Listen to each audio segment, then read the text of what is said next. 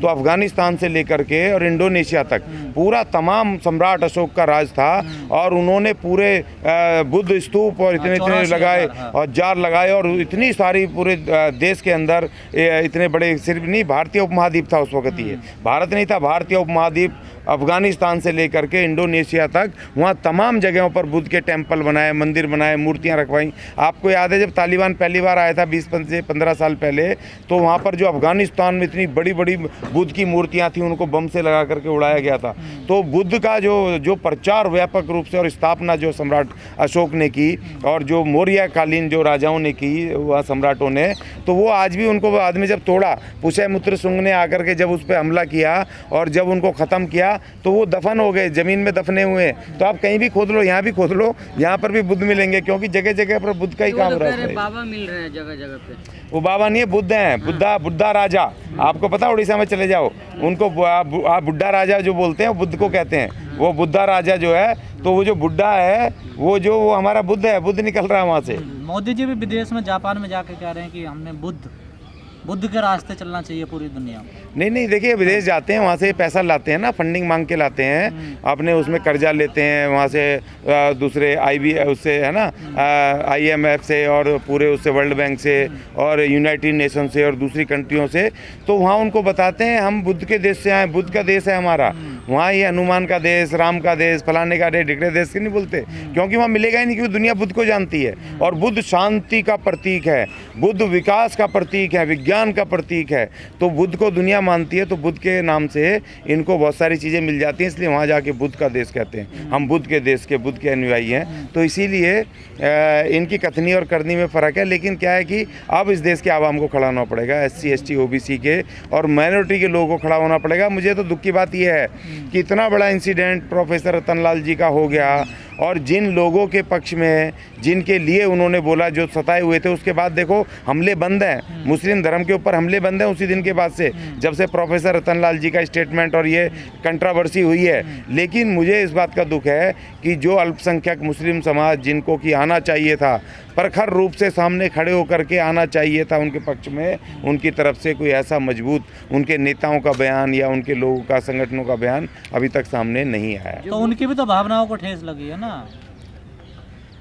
देखिए अरुण कुमार जी ने कुछ बोल दिया था, रविकांत जी ने, वो भी तो, ये भी तो कम नहीं है ना इनकी भी तो। हाँ, ये भी धर्मभीरू हैं, ये भी संविधान से ज़्यादा ये भी धर्म को ही मानते हैं। और देखो, ये आपने अच्छा याद दिला दिया, अभी 21 तारीख को इन्होंने, इनका जो बाबा है एक, वो मोटा बाबा देवकीनंदन ठाकुर है ना, उसने, हाँ, उसने वहाँ पर आज तक पे खड़े होकर के अपने मुस्लिम भाइयों को प्रेम के साथ ऑफ़र दे दी है कि कुरान में जो बनता है वो तुम ले लो, और जो वेद और पुराणों में बनता है वो हमें दे दो, और यहाँ के जो 35 करोड़ SC ST हैं वो जाएँ ऐसी तैसी में, और जो बाकी हैं, सिख हैं, वो क्रिश्चियन हैं, और दूसरे जो लोग हैं जो माइनॉरिटी के SC STs के, वो सब ऐसी तैसी में जाएँ। जो इन्होंने बंटवारे के समय किया था कि हिंदुस्तान और पाकिस्तान ले लिया और वहाँ पर बाकी सब जो लड़ाके थे, जो बाकी लोग थे, वो सब गायब हो गए, उसी तरह इन्होंने 75 वर्षों बाद मंदिर और मस्जिद और मुसलमान और हिंदू ये कर लिया। और एक ने कुरान की उन्होंने दे दिया ऑफर,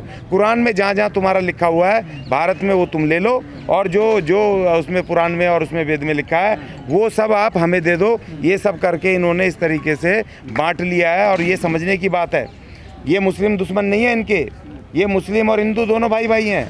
असली दुश्मन इस देश का वर्किंग क्लास और SC ST और महिलाएं हैं। ढोल गवार शूद्र पशु नारी, ये सभी ताड़न के अधिकारी। और ये जो बाबा साहब ने कहा कि ढोल गवार शूद्र पशु नारी सब हैं संवैधानिक अधिकारों के अधिकारी, मानवीय अधिकारों के अधिकारी। तो जो 26 जनवरी 1950 को वो मिले थे इस अधिकार, क्योंकि देखो इस्लाम धर्म में भी महिला को, उसमें भी उसको भी उसी तरह ट्रीट किया जाता है जैसे हिंदू धर्म में किया जाता है। और उसी तरीके से जानवरों को देखो, मैं पढ़ रहा था फंडामेंटल राइट का, यहाँ पर अनुच्छेद 23 या 24, उसमें साफ साफ लिखा हुआ है कि जो पशु हैं, जो दुधारू पशु हैं, उनकी सुरक्षा करना स्टेट की जिम्मेदारी है। मतलब पशुओं को भी इस भारत के संविधान ने प्रोटेक्शन दी है। इस भारत का महान संविधान पूरी प्रकृति को, इसके तमाम चीज़ों को न्याय देता है। और ये वो ढोल गवार शूद्र पशु नारी को अपना अधिकार समझते थे, हमारे गुलाम है और ये हमारे उपभोग की वस्तु हैं। सेम वो दोनों में वही है और दोनों इसीलिए मिल करके दिखा कुछ और रहे हैं तो आप और कह लड़ रहे कुछ थे और रहे हैं। कि मुसलमानों को बोलना चाहिए, आप फिर कह रहे हैं कि दोनों एक ही है।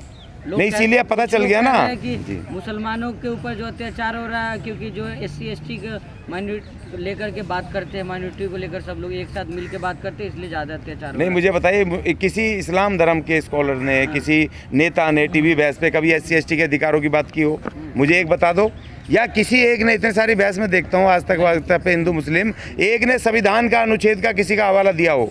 एक बता दो, एक उनके जो प्रवक्ता होते हैं मुझे इस्लाम के, मुस्लिमों के, वहाँ बैठे हुए, तो बताओ ना किसी ने बोले? कौन प्रवक्ता बन के बैठेगा?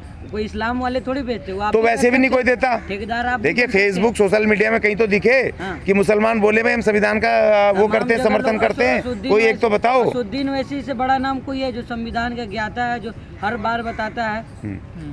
उनसे बड़ा कोई ज्ञाता? देखिए असदुद्दीन ओबीसी जो संविधान के बारे में बात करते हैं वो बहुत एक लिमिटेड है, उसमें SC ST की बात नहीं आती है। वो संविधान को इसलिए अपने डेमोक्रेटिक राइट के लिए वो उसको यूज करते हैं। लेकिन असदुद्दीन ओबीसी का कोई भी एक स्टेटमेंट बता दो जहां पर SC ST के पक्ष में उन्होंने कहा हो कि भाई SC ST के 22.5% अधिकार का, रिजर्वेशन का हम समर्थन करते हैं, एक बता दो। देखिए इसीलिए हम कह रहे हैं कि हिंदू मुस्लिम की लड़ाई से हमें कुछ मतलब नहीं है, इनकी लड़ाई में हमें अपनी उपस्थिति दर्ज करानी है। हम बोलते हैं, आप बोलते हैं, कोई नेता और भी बोलते हैं, सारे बोलते हैं, प्रोफेसर। हाँ बोल रहे थे दलित, हाँ बिल्कुल बोल रहे थे। जब इनका देखिए जब मुस्लिम्स का जितना प्रोटेस्ट चला, ठीक है, NRC और इसको लेकर के तमाम हमारे लोग SC ST के लोग पूरा समर्थन दिया, वहाँ पर जा करके पूरा समर्थन किया। धरना किए, किसने? जा करके मंच पे नहीं धरने किए, यहाँ हमने प्रोटेस्ट निकाला, यहाँ पर जंतर मंतर पे CA NRC के खिलाफ जितना हमने किया पूरा ऑन रिकॉर्ड है। SC ST के पूरे देश में SC ST के लोगों ने इंडिपेंडेंट भी अपने लेवल पर भी उन्होंने निकाला। SC के लोग नेता बनते थे जाके स्टेज पे बात। तो आप क्यों चढ़ाते हो भाई? आप समर्थन में तो जाएंगे तो बुलवाओगे ना आप। मैं भी गया था तो आपने बुलवाया कि अनुसूचित जाति वाल्मीकि समाज से, आपने क्यों समर्थन लिया? मत बुलाते। अगर SC ST का समर्थन नहीं होता ना तो जितने प्यार से इनको हटाया ना उतने प्यार से नहीं हटाते, वो कब का उनके साथ खेल कर दिया होता। और एक बात ध्यान रखना कि हमें इस समय हिंदू मुस्लिम के फसाद से हमें अपने SC ST के और संविधान को बचाना है, SC ST के राइट बचाने, हमें अपनी उपस्थिति दर्ज करानी है SC ST की। और मुझे दुख है, मैं एक बार फिर कह रहा हूँ, प्रोफेसर रतनलाल जी ने इतना बड़ा रिस्क लिया, उन्होंने वहाँ पर ज्ञानवापी उसमें शिवलिंग के उस पर अपनी टिप्पणी की और एक भी मुस्लिम बड़े मुस्लिम संगठनों की तरफ से उनके पक्ष में कोई बड़ी दलील, कोई बड़ा बयान जारी नहीं हुआ। इसका मुझे बहुत खेद है। तमाम आपको नहीं लगता दोनों अंधविश्वासी हैं? पूरे हैं, दोनों धर्मवीरू हैं, लेकिन उन जिसकी सत्ता है वो अपनी सत्ता चलाता है, कल को इनकी सत्ता होगी तो ये भी चलाएंगे। मगर हमें तो बार बार कह रहा हूँ कि हमें SC ST के राइट को प्रोटेक्ट करना है, संविधान बचाना है, जब ही हम बच पाएंगे। क्योंकि जहाँ पर इस्लाम की जो सत्ता है, पाकिस्तान चले जाओ वहाँ भी SC ST को पिट रहे हैं, वहाँ पर भी उन पर दमन हो रहा है। और जहाँ हिंदुओं की सत्ता है वहाँ भी SC ST पिट रहे हैं, वहाँ पर भी दमन हो रहा है। तो इसलिए कम कोई नहीं है, हमें हिंदू मुस्लिम के फसाद से अलग हट के SC ST के अधिकार के लिए और इस संविधान को, महान संविधान को बचाने की लड़ाई लड़नी है।